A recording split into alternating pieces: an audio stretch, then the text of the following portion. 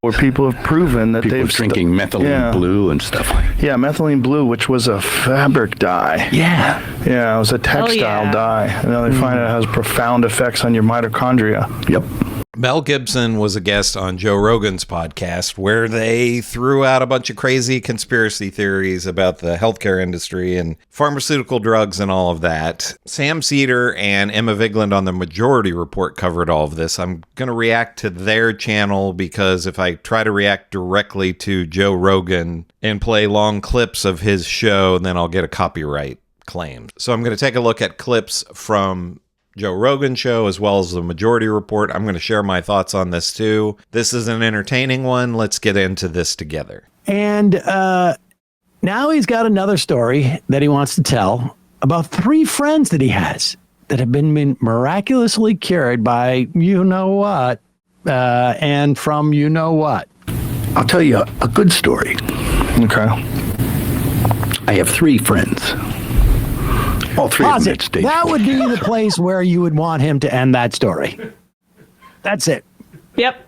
I got 3 friends still. 3 Still friends with me. That's very exciting for him. 2 of them are on the payroll.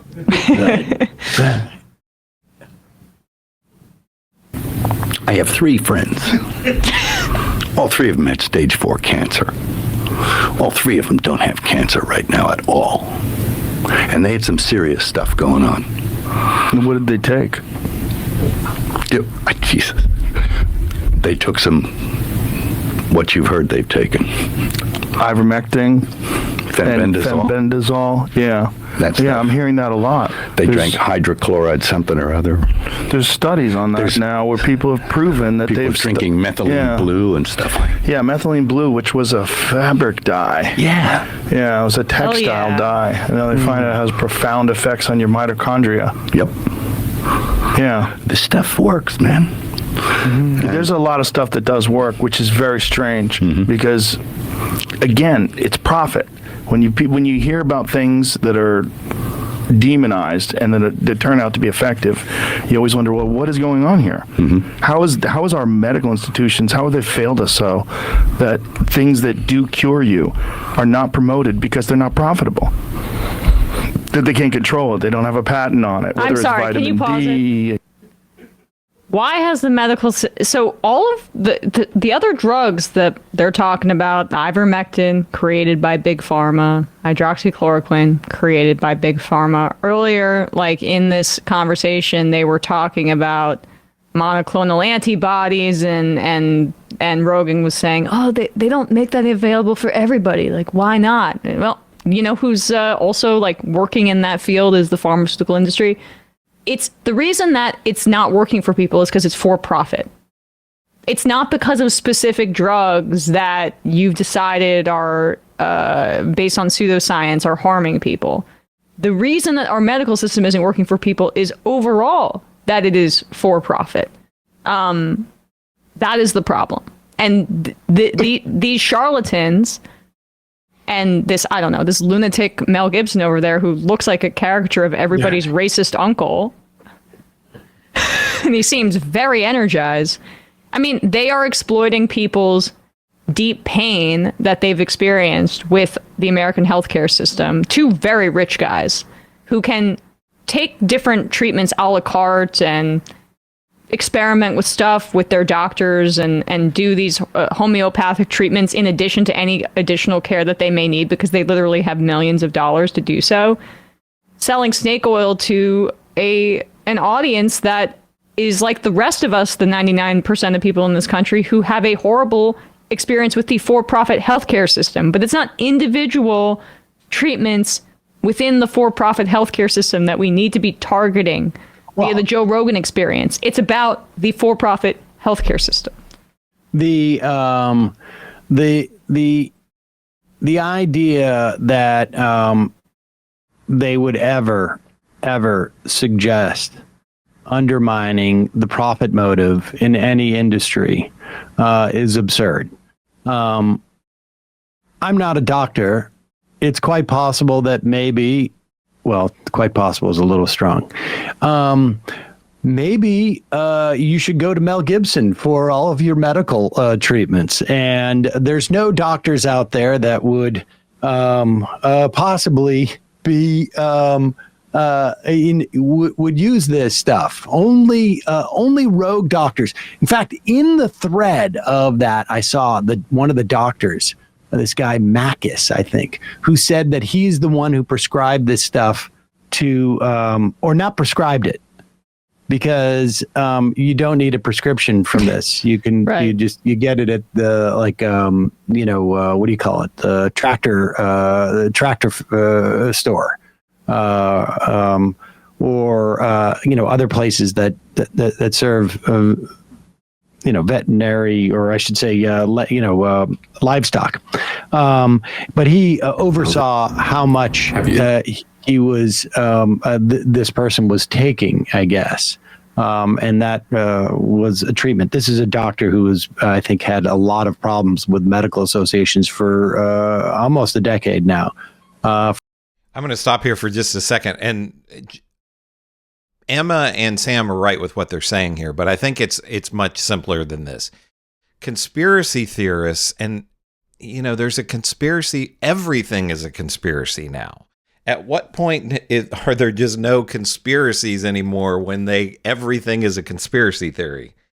Instead of looking at the simple answers to these problems or these questions. In terms of these drugs, I've heard this my entire life. I'm sure you've heard it as well. Oh, there's a cure for cancer out there, but they're hiding it because the economy would collapse if there were a cure for cancer.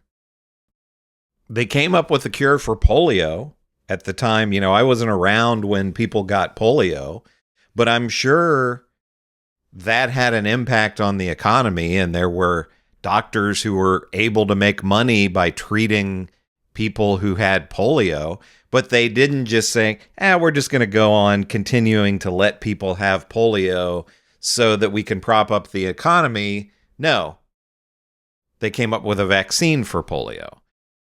And if we know anything about the way capitalism works, if someone had a cure for cancer, they would sell it and they would make a lot of money off of it.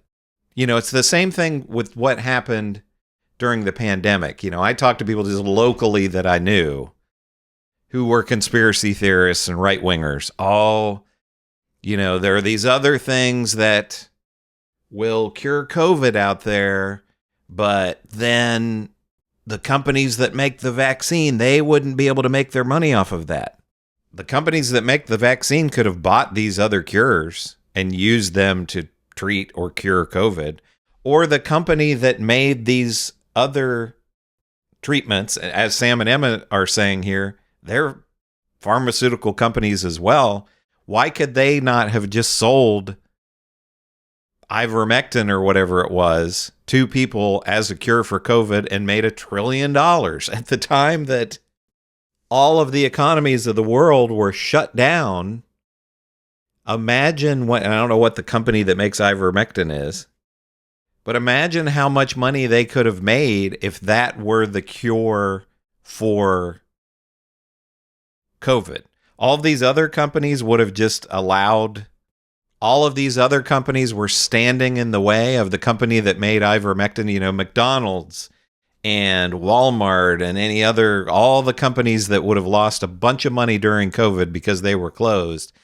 They just stood by so Pfizer or whoever, whichever company made the various vaccines so that they could make a profit instead of saying, hey, company over here who has a cure for COVID, get that on the market so we can get everything back up and running. I mean, it's just insanity. If these drugs exist out there, somebody's going to make money off of them. Either the company that makes them or one of these other big companies will buy them and sell them if they are a cure for cancer or whatever else. From what I can see, up in Canada. But the idea that they're on this platform which is also profit driven.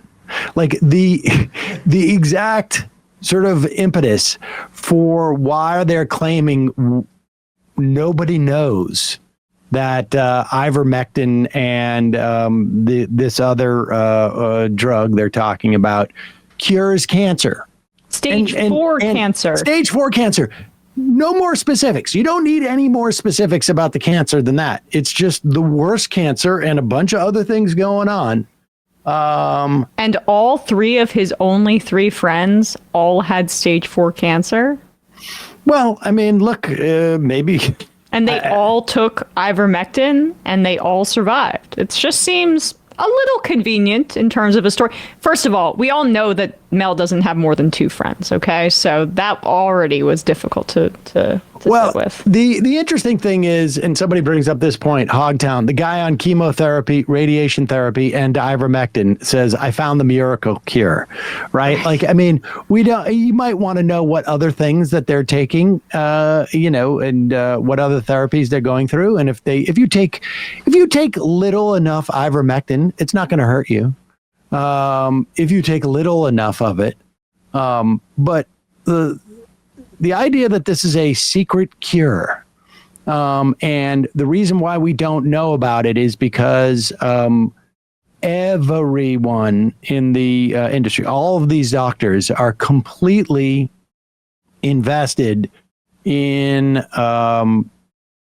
making sure that nobody gets that, as if oncologists wouldn't make a ton of money just sort of overseeing that in some fashion.